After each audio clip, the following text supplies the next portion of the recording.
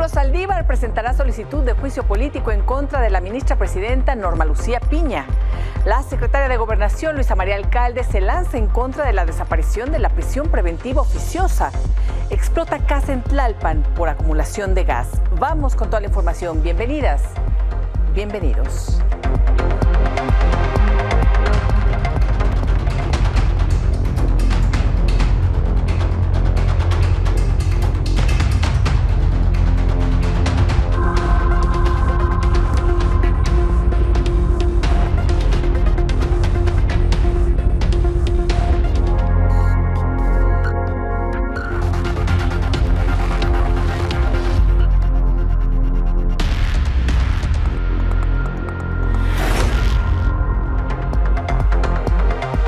Después de que el Consejo de la Judicatura Federal abrió investigación en contra del exministro Arturo Saldívar, Saldívar anunció que denunciará y pedirá solicitud de juicio político en contra de la ministra presidenta Norma Lucía Piña. Saldívar reiteró que la ministra está detrás de la elaboración y filtración de la denuncia en su contra. La acusa de meterse en la elección para promover el voto a favor de Xóchitl Gálvez, por lo que presentará denuncias penales ante la Fiscalía General de la República, quejas ante el INE, denuncias ante la propia Suprema Corte y una demanda de juicio político ante el Congreso.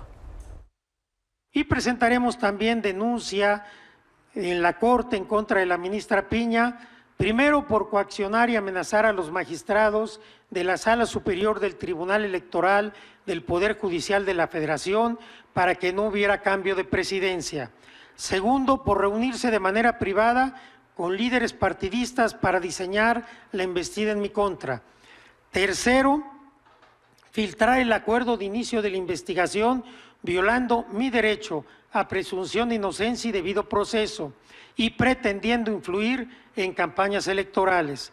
Y cuarto, admitir a trámite una queja estando legalmente impedida. Nos obliga a presentar una denuncia de inicio de juicio político en contra de la ministra presidenta de la Suprema Corte de Justicia de la Nación por realizar actos que redundan en un ataque a las instituciones democráticas como lo es la autonomía del Tribunal Electoral del Poder Judicial de la Federación, su organización y la determinación de su presidencia, así como por violaciones a derechos humanos e injerencia en los procesos electorales por la dolosa filtración del auto admisorio. Es indigno usar a la Corte para pretender obtener beneficios de una candidata de la derecha conservadora y para tratar de detener la reforma judicial que estamos empujando. Este actuar de Norma Piña lo único que demuestra es la necesidad y la urgencia de la reforma judicial. Netzaí Sandoval, coordinador de la ponencia de la ministra Lenia Batres y extitular de la Defensoría Pública Federal, solicitará que se investigue quién ordenó filtrar la indagatoria contra Arturo Saldívar y sus excolaboradores, entre los que se encuentra él. Dijo que se insinúa que él buscó influir en casos como la ley de hidrocarburos, la de la industria eléctrica, Aeropuerto de Santa Lucía, Tren Maya, Emilio Lozoya, Infonavit, Telecomunicaciones y en casos de extradición, pero indicó que en ningún caso participó el instituto. Apuntó que el objetivo de la actual campaña de difamación es afectar a personas y a movimientos que están luchando por la transformación del país. Los diputados del PAN señalaron tener disposición de analizar la denuncia de juicio político en contra de Norma Lucía Piña, pero si antes se desahogan todas las solicitudes atoradas, entre ellas 28 contra el presidente López Obrador. Los juicios políticos se desahogan aquí en la Cámara de Diputados. Nosotros no tenemos inconveniente en analizar esta solicitud de juicio político de Saldívar y de Morena, nada más que antes se tiene que desahogar todo el rezago que está atorado en la subcomisión de examen previo, donde advierto que hay por lo menos 28 solicitudes de juicio político en contra de Andrés Manuel López Obrador, en contra de Alejandro Gertz Manero, en contra de Manuel Bartlett, en contra de Ana Gabriela Guevara y una infinidad de funcionarios públicos de este gobierno. Entonces vamos por un orden de prelación, con mucho gusto la atendemos. Jueces defendieron a Norma Lucía Piña. La Asociación Nacional de Magistrados de Circuito y Jueces de Distrito del Poder Judicial de la Federación señaló que el juicio político ha sido recurrente para intimidar a los juzgadores. Afirmó que es una campaña difamatoria en contra de la ministra Norma Piña por cumplir con la obligación de cerrar espacios a la corrupción y que no son atípicas las quejas y denuncias contra juzgadores.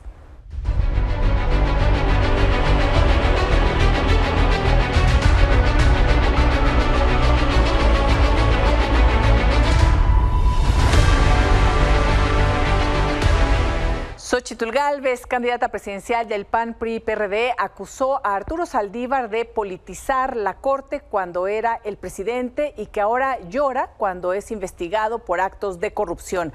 Por su parte, el candidato presidencial de Movimiento Ciudadano, Jorge Álvarez Maínez, respaldó a la ministra presidenta Norma Piña.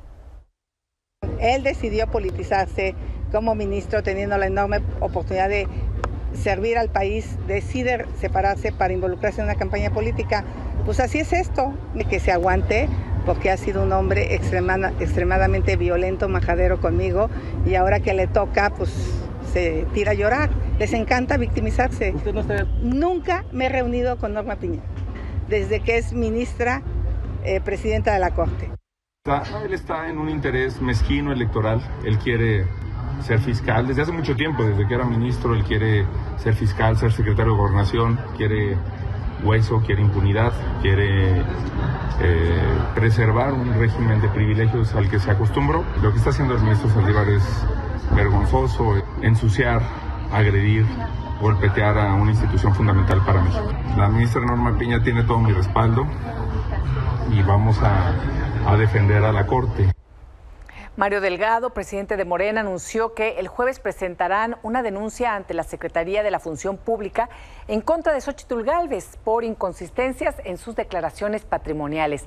Señaló que el Registro Público y de Comercio evidencia que está mintiendo porque oculta que sigue siendo accionista de empresas como OMEI, la cual dijo solo era negocio de su esposo, aunque ella tenía el 70% de participación, entre otras cosas. Es decir, está mintiendo en su declaración patrimonial porque está ocultando que sigue siendo accionista, sigue siendo apoderada legal de esas empresas. Alumnos de la Universidad de Guadalajara chocaron por la visita de Xóchitl Gálvez. Al término hubo arengas en pro y en contra. Quería ver si yo me puedo acercar a usted para saludarle y darle un abrazo porque, pues...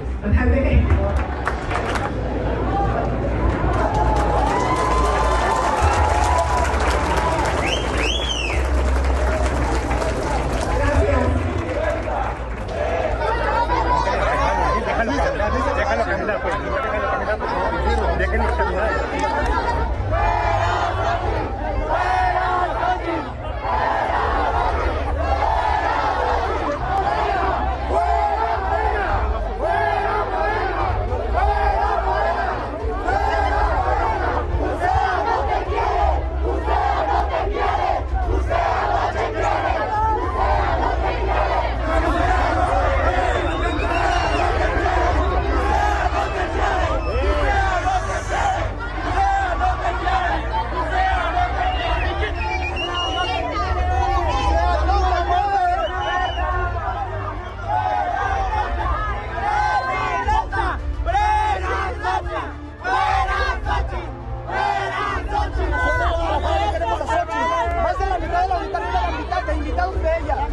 No dejaron que los estudiantes pasaran. Dijeron que le dieran oportunidad y me aplastaron y me aventaron. El gabinete de Xóchitl Gálvez.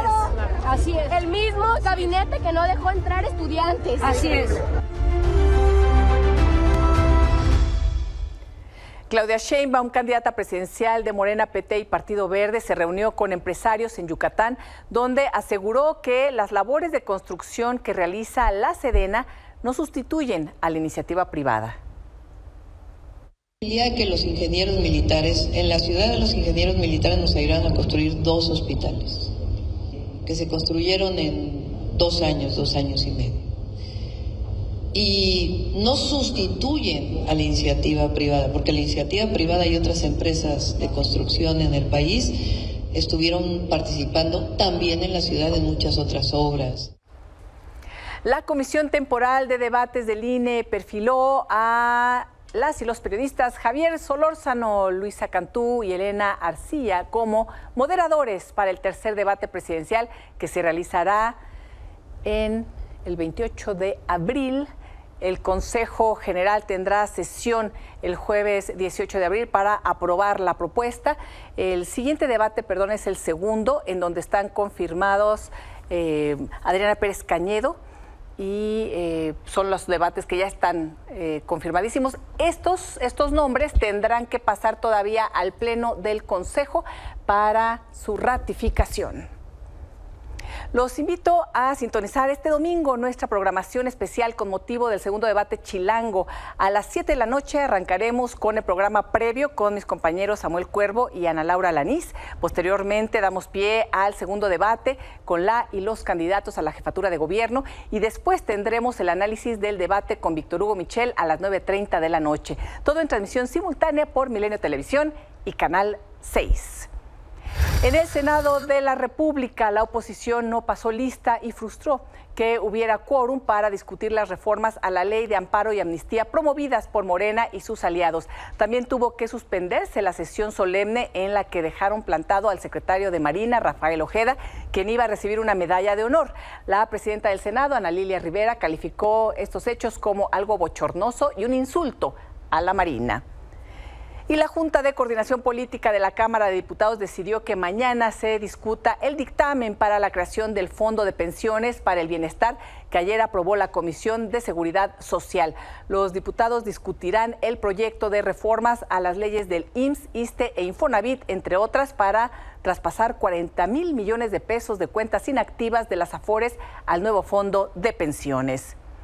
Y la Secretaría de Gobernación envió una carta a la Suprema Corte de Justicia para advertirles que invalidar la prisión preventiva oficiosa en el país dejaría en libertad a 68,000 presuntos delincuentes. Luisa María Alcalde, secretaria de Gobernación, aseguró que esto significaría un riesgo para la seguridad de víctimas, juzgadores y hasta para la nación, pues entre esos presos hay posibles homicidas, violadores, feminicidas, entre otros. Por lo que hizo un llamado a la Corte para no excederse en sus facultades. Hacemos un llamado a la Corte a respetar la Constitución, respetar la división de poderes, no excederse en sus facultades, considerar las graves consecuencias que eliminar la prisión preventiva oficiosa tendría para la seguridad nacional en las circunstancias actuales y que valoren atacar mejor uno de los problemas de fondo, que es la enorme tardanza de las resoluciones de sus asuntos que hemos denunciado en este espacio en múltiples ocasiones. Quien respondió al llamado de la Secretaría de Gobernación fue la senadora del PAN, Lili Telles, quien dijo que Luisa María Alcalde miente. Es falso, como dice Luisa María Alcalde, que se van a liberar a casi 70,000 personas. Es falso, es una mentira más de la secretaria de Gobernación y de su jefe, el presidente, porque se tendrían que revisar caso por caso para saber si se concede la prisión preventiva justificada. Paola Zavala, fundadora de Ocúpase. Buenas noches, querida Paola. Buenas noches, Elisa, qué gusto estar aquí en tu programa. Oye, necesitamos que más allá de los políticos que hacen política y en un momento electoral, pues nos digas qué está pasando con esto de la prisión preventiva oficiosa, porque la izquierda siempre pugnó porque no hubiera prisión preventiva oficiosa. Es decir, que sin más, si alguien te señala y es un delito que consideren que viene en la lista de delitos que deben tener prisión preventiva oficiosa, te metan a la cárcel en lo que averiguan. Sí. Y se averigua la Fiscalía General de la República o las fiscalías locales, porque son las que acusan. Y si no, ahí te dejan. Y tenemos casos de años de personas que están en prisión preventiva oficiosa sin sentencia en este país. La izquierda siempre dijo No, esto es violatorio de derechos humanos, bueno, y lo confirmaron por supuesto a nivel internacional, hay ahí mandatos importantes. Y de pronto, ahora la izquierda dice, no, que se revise y que la Suprema Corte, no sé si sea un tema para entrar a la política de la Suprema Corte por parte de Morena Gobierno. Explícanos. ¿Con qué se come Paola, esto? ¿Con qué nos quedamos ahora? Sí, sería bueno hacer como esta revisión jurídica y histórica de lo que ha venido pasando los últimos años en México. Sí. Y me gustaría partir, digo, a lo mejor muchos del auditorio ya lo saben, pero creo que es una base, ¿no? No hay presuntos delincuentes, hay presuntos inocentes. El derecho es a la presunción de inocencia. ¿Y cuál es el sentido de la presunción de inocencia? 2, ¿no? Que nadie, ni tú, ni yo, ni nadie, responda o acabe en cárcel por delitos que no cometió hasta que se demuestre su culpabilidad en un juicio frente a un juez. ¿Y quién lo tiene que mostrar? Las fiscalías, como lo acabas de decir. Y 2, que socialmente, y eso es lo más importante, estemos seguros de que las personas que están en prisión son las culpables de los delitos. Eso. Que no están sembrando culpables para hacer cifras alegres que le convengan a los gobiernos, de decir, estamos luchando contra los malos y ya miren, ya metimos todos estos malos a la cárcel cuando quizás ni siquiera sean esas personas, ¿no? Las que cometieron delitos. Entonces, eso por un lado. Y por el otro, ¿qué es la prisión preventiva oficiosa y qué es la prisión preventiva justificada? Son excepciones a la presunción de inocencia. Sí. Los legisladores dijeron, bueno, sí, pero hay delitos tan graves como puede ser el homicidio, que fueron los primeros, que pues la verdad es que no, o sea, la gente se puede salir, ¿no? O sea, yo estoy haciendo mi investigación como fiscalía, pero las personas se pueden ir del país y yo ya no los puedo traer, ¿no? O representan un riesgo para la víctima, porque a lo mejor en lo que yo averiguo, pues esta persona va y mata a más personas, ¿no? Entonces, excepcionalmente, hay algunas medidas que se llaman medidas cautelares. Hay un montón, el brazalete, quitar los pasaportes, congelar las cuentas. Las más extremas son las prisiones, la prisión preventiva, ¿no? Ajá. En la justificada tienes que decirle al juez, mira, el fiscal, mira cómo se puede ir y cómo es un riesgo para la víctima. O sea, aquí voy a hacer una pausa, Paola, porque creo que es muy importante para la audiencia que no esté familiarizado con estos términos. Es muy importante la O o la J. Es decir, la prisión preventiva oficiosa es la que los países democráticos dicen no, es violatoria de derechos humanos porque alguien acusa y lo meten a la cárcel sin que haya mayor investigación de por medio todavía. No se sabe si es, si no es. A fuerza. Y la J, prisión preventiva justificada, es la que sí existe, la que sí está y la que sí va a permanecer. Sí. La justificada es que entonces las fiscalías, quienes acusan, dicen, es que por esto, esto y esto, debería de o traer un brazalete o entregar su pasaporte o estar en prisión. Esa es la prisión preventiva justificada y esa seguirá y está ahí, ¿no? Por esta, como medida cautelar. Sí, la diferencia ahorita es que, bueno, la mayoría de las personas están privadas de la libertad. Hay un 40% de personas privadas de la libertad con prisión preventiva, la mayoría oficiosa. ¿Qué hace la oficiosa? Hace un catálogo que está en la Constitución. 40%, pero en la población penitenciaria. Que está en prisión. La gente no, pero en la Ciudad de México, por ejemplo, en el penal de Santa Marta, Catitla, donde están las mujeres, el 70% no tienen sentencia. ¿70%? O sea, la regla, o sea, la excepción no se volvió la regla. Si son culpables o no. Pero socialmente, ¿por qué nos debe de importar esto?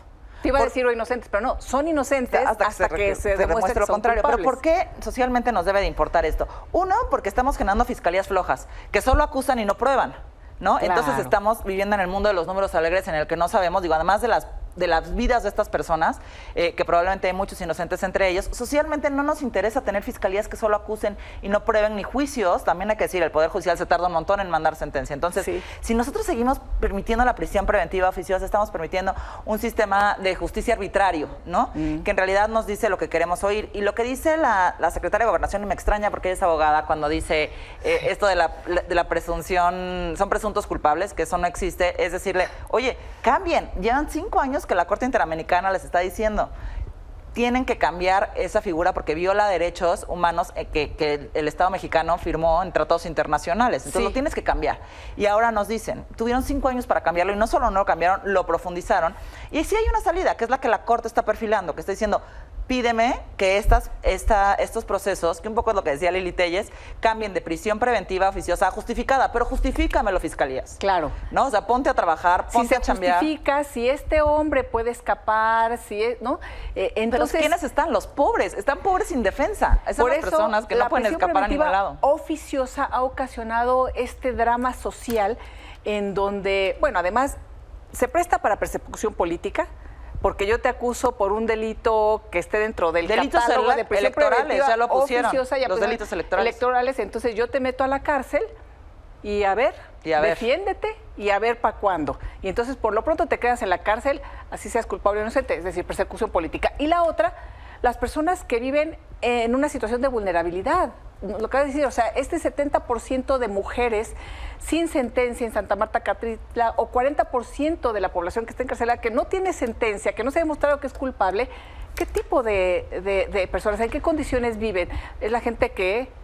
Pues que no tiene educación, o sea, que tiene educación básica, que no tiene acceso a defensa adecuada, que la inmensa mayoría de las personas que están en prisión, con sentencia o sin sentencia, son pobres, ¿no? Y eso hay que decirlo. Entonces estamos haciendo una justicia selectiva y estamos abusando de esta figura para meter a personas pobres a la cárcel, que no tienen sentencia, que no tenemos seguridad, que ni siquiera tenemos la tranquilidad social de, ay, mira, todas estas personas ya están adentro, son personas que hacen menos daño a la sociedad. Y sí quiero decir que además... creo que la secretaria de Gobernación señala violadores, homicidas. Sí, pero también hay gente que está como robo, o sea, por robo, ¿no? Por huachicol, ¿no? O sea, gente que sacaba de sus pueblos gasolina, ¿no? O sea, no son los grandes, capos, digamos, capos de este país los que van a salir de ninguna manera. A ver, creo aquí algo que me gustaría como definir. Me parece que en la presidencia de la República han puesto en un mismo saco la justicia con la seguridad. Es decir, yo señalo al Poder Judicial, a los jueces, magistrados, por un tema de seguridad que estamos en la calle. Está rebasado. Que está rebasado, porque tenemos saturación o tenemos a población penitenciaria que no tiene sentencia, pero además en las calles la violencia permanece. Los grandes crímenes permanecen, los grandes cárteles dominan regiones enteras, han crecido, las se han cadenas empoderado, de corrupción ahí las estamos viendo. Entonces, ¿a quiénes?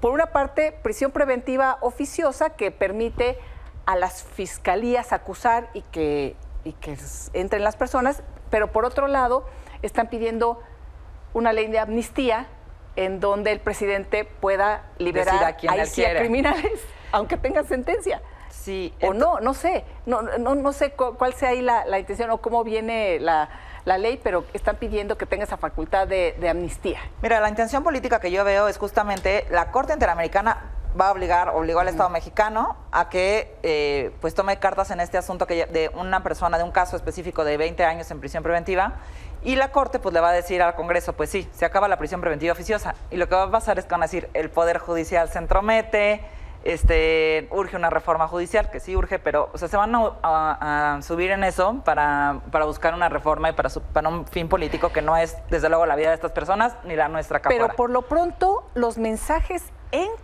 con este poder que tiene la presidencia, más los medios de difusión, o sea, toda la gente le dices, podrían salir 68,000 presuntos culpables. Pero además, a ver, esa frase, podrían salir 68,000 presuntos culpables, como lo dijo la secretaria de Gobernación. Tú nos dices, para empezar, legalmente no existe esto de presuntos culpables y ella, que es abogada, lo debería de saber. 68,000 personas podrían van a no salir. Yo le diría a la secretaria de alcalde, podrían no salir si las fiscalías se ponen a hacer su chamba y cambian la medida cautelar con los jueces, ¿no? Y podrían no salir si hay una reforma constitucional y no obligan a la Corte a decirle al legislativo, cambia o sea, me voy a saltar lo que dice la ley, ¿no? Sí. Si hubiera una reforma con un transitorio que dijera, se van a hacer un cambio de medidas cautelares, los que tengan que estar en la cárcel, todos estos homicidas, violadores, las fiscalías van a acreditarlo y cambiarán la medida por prisión preventiva justificada y no saldrían a la cárcel. Pero pónganse a chambear. Sí. O sea, no lo quieran tan fácil. Y en unas ocasiones escuchan al exministro Saldívar y en otras no. Si hay alguien que defendió la prisión, el que desapareciera esta figura de prisión preventiva oficiosa, fue el ministro Saldívar. No, y los tratados internacionales, ¿no? Cuando todo el tema de la embajada de Ecuador, todo el tiempo estaban diciendo citando los tratados internacionales, y ahora que hay un tratado internacional que prohíbe la prisión preventiva oficiosa, nos dicen, la Corte Interamericana no nos va a venir a decir qué hacer, ¿no? Entonces nos conviene. O aplauden a la Corte, a la OEA cuando dice muy mal Ecuador, que sí, muy mal, ¿verdad? Pero entonces hay una cuando me conviene la justicia no es justicia, ¿no? La justicia es siempre y la ley es la ley. Nada más que ya se le olvidó al presidente. Qué fuerte el malinformar. Sí, y sembrar miedo, ¿no? Sembrar miedo, por una parte, y por la otra, pues empezar a proponer esto en qué se traduce en una mayoría del Congreso. No lo sé, en fin, vamos a ver en qué para todo esto, pero me sorprende que ahora ya dan por hecho incluso algunas cabezas de medios cercanos al régimen, ¿no? Dice, está en riesgo la prisión preventiva oficiosa. O sea, ahora es bueno tener prisión preventiva oficiosa. Sí, ¿en qué cuando momento? La izquierda siempre dijo, es totalmente injusto, mantiene a la gente que vive en pobreza en las cárceles, a quienes no tienen medios para defenderse. No, lo que debe estar es la prisión preventiva justificada. Pero ahora ya el mundo al revés. Vemos a Luisa María Alcalde diciendo esto en la mañana y a Lili Telles el mundo contradiciendo y diciendo que, en fin. Me hiciste recordar el meme del gatito que dice, primero los pobres, pero a la cárcel, ¿no? Entonces, sí, el mundo al revés, hay que exigirles que nos hablen con verdad, que no nos siembren miedo y que se pongan a trabajar y suban los estándares de justicia justamente por la seguridad de todas y todos. Paula, muchísimas gracias. Buenas noches a la Buenas noches. Una pausa y volvemos. Acumulación de gas provocó una fuerte explosión en la alcaldía Tlalpan, en la Ciudad de México.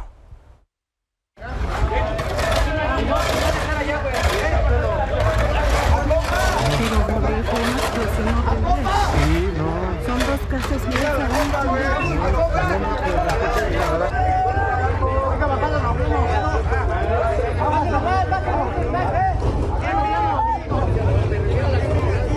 Ahorita van a buscar, ahí vienen ya paramédicos.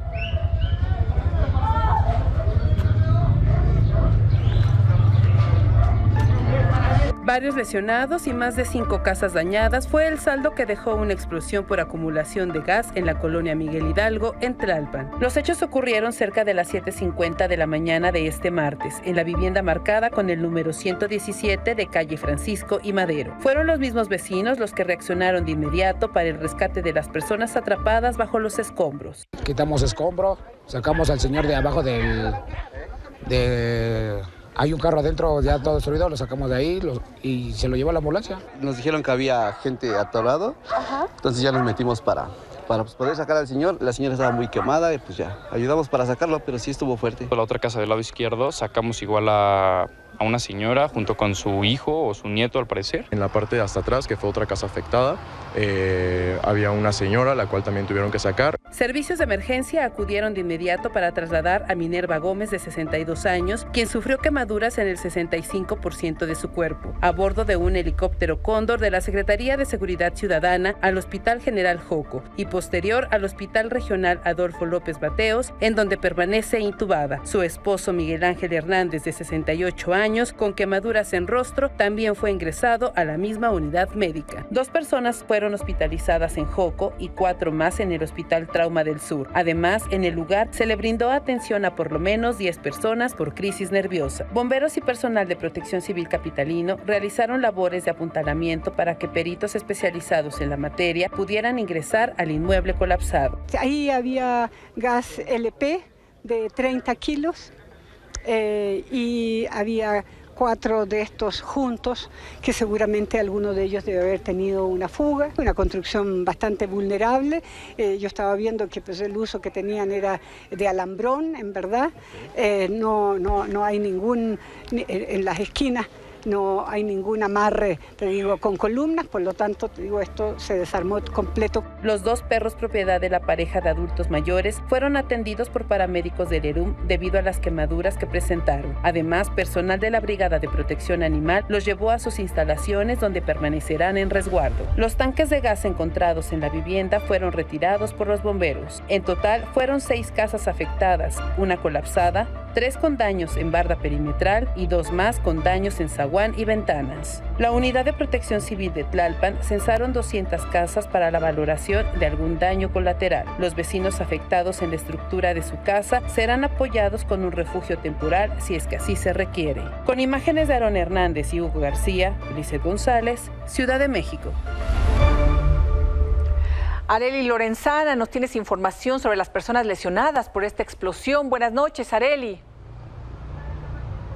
Hola, ¿qué tal? Muy buenas noches, un gusto saludarte. Nosotros nos encontramos ubicados en el Hospital Regional Licenciado Adolfo López Mateos, en la alcaldía Miguel Hidalgo, donde están estas dos personas hospitalizadas por la explosión que surgió esta mañana en la alcaldía Tlalpan, donde varias personas resultaron lesionadas. Hasta este punto arribaron una mujer de aproximadamente 30 años de nombre Minerva, quien se encuentra en terapia intensiva y hace unos minutos entró a una cirugía, y también se encuentra un hombre de aproximadamente 50 años, quien se encuentra en constante observación. Aquí tuvimos la oportunidad de platicar con uno de los conocidos de la señora Minerva, y esto fue lo que nos dijo. Mire, en primera, estamos bastante preocupados por lo que sucedió. Es una verdadera tragedia, ¿verdad? Lo que sucedió a estas personas que son nuestros amigos. Por eso es de que estamos ahorita interesados en venir a conocer su estado de salud real, realmente qué es, cómo están. Sabemos que están en estado grave, pero pues queremos saber, porque hay incluso versiones en donde dicen que ya falleció. Arely, estaremos muy pendientes. Entonces Minerva ingresó a cirugía, ¿verdad? Así es, la señora Minerva ingresó hace unos minutos a una cirugía. Sin embargo, hasta este momento no han dado los médicos más información acerca de su estado de salud. Sin embargo, quedaremos pendientes aquí a las afueras de este hospital regional acerca para saber cómo va su estado de salud, que esperemos que mejore bastante. Muchísimas gracias. Gracias por el reporte, Arely. Buenas noches. Seguimos pendientes. Buenas noches.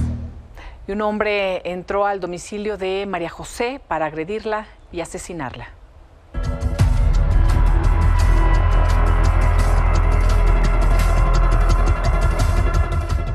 Con apenas 17 años de edad, María José murió acuchillada dentro de su casa. La víctima fue hallada dentro de su domicilio, un departamento ubicado en el número 18 de la calle Primera Cerrada, 16 de septiembre, en la alcaldía Iztacalco. Mi niña era una niña muy sana, era estudiante, estaba en bachilleres, este año iba a ir a la universidad ya. Nos estábamos preparando para hacer exámenes. Su sueño era ser motociclista como yo. Este año le iba a comprar su moto porque iba a cumplir 18 años. Ya no me dejaron. De acuerdo a las primeras investigaciones, el agresor, un hombre de aproximadamente 39 años de edad, ingresó a la vivienda de la joven para agredirla sexualmente, apuñalarla y matarla. El agresor aprovechó que Cassandra Yascara, madre de la menor, salió de la casa y a su regreso escuchó gritos y vio al agresor en su domicilio. Al intentar escapar, el hombre agredió también a la mamá de la joven. Y cuando regresó escuchó ruidos, escuchó gritos de auxilio. Cuando su mamá entró todavía vio salir al tipo, vio salir al agresor. Cuando ella pasa, el tipo la agrede también con un cuchillo. Entonces mató a mi hija, no sabemos, creemos que hubo abuso. Y luego a su mamá la atacó con un cuchillo. La madre de María José fue trasladada al hospital Troncoso, donde su estado de salud se reporta como grave. Tras la agresión, el presunto responsable corrió hacia la parte de arriba del inmueble, por lo que de inmediato los policías dieron alcance y detuvieron al hombre de 39 años de edad, a quien luego de una revisión preventiva realizada en apego a los protocolos de actuación policial, se le aseguró un arma punzocortante. Tras la muerte de María José, arribó una unidad de investigación forense de la Fiscalía General de Justicia Capitalina para recoger las pruebas e integrarlas en la carpeta de investigación bajo el protocolo de feminicidio.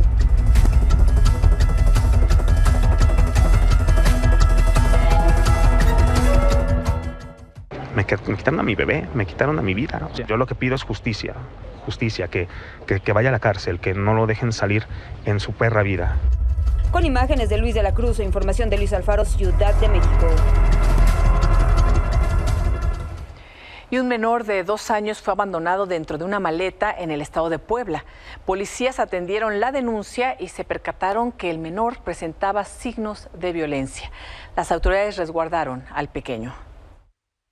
De informarles que el niño tiene el síndrome de niño maltratado, Afortunadamente no tiene lesiones graves, ya se le hicieron estudios, tomografía, no hay fracturas, no hay daños severos, y por lo tanto el niño ya está despierto, está consciente, ya tomó alimento, hubo buena respuesta a la vía oral, entonces esperemos que este niño se recupere poco a poco. Aquí el hospital dará seguimiento y puntual atención, sobre todo los médicos pediatras, para que tengan una pronta recuperación. Una pausa y volvemos. En Ecatepec, Estado de México, alrededor de 200 personas bloquearon la carretera Texcoco-Lechería debido a que llevan más de 4 días sin agua. Vecinos señalan que son aproximadamente 3.500 personas las que no cuentan con suministro. Aseguraron que mientras no les den solución a este problema, no quitarán el bloqueo.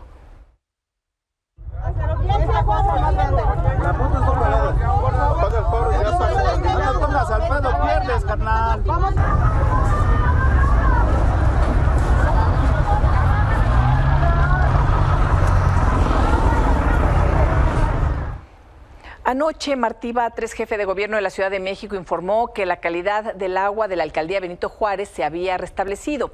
Sin embargo, hoy los habitantes indicaron que les sigue llegando agua contaminada, por lo que continúan llenando garrafones de la tercera planta potabilizadora. Sí, sigue saliendo como con grasa y aparte huele un poco feo. Ha estado muy sucia, agua, aceite con grasa. Diésel, no sé qué tiene, está contaminada. ¿Su problema estomacal? Sí, pues en diarrea, tengo diarrea, hijo. Sí, yo ahorita... Aquí formada. Aquí formada, pero no pasa nada, hijo. Aquí estoy. Y en Dubái, lluvias repentinas provocaron fuertes inundaciones. Obligó al Aeropuerto Internacional de Dubái a suspender sus operaciones durante 25 minutos. Algunos vehículos fueron abandonados debido al nivel del agua que corría por las carreteras.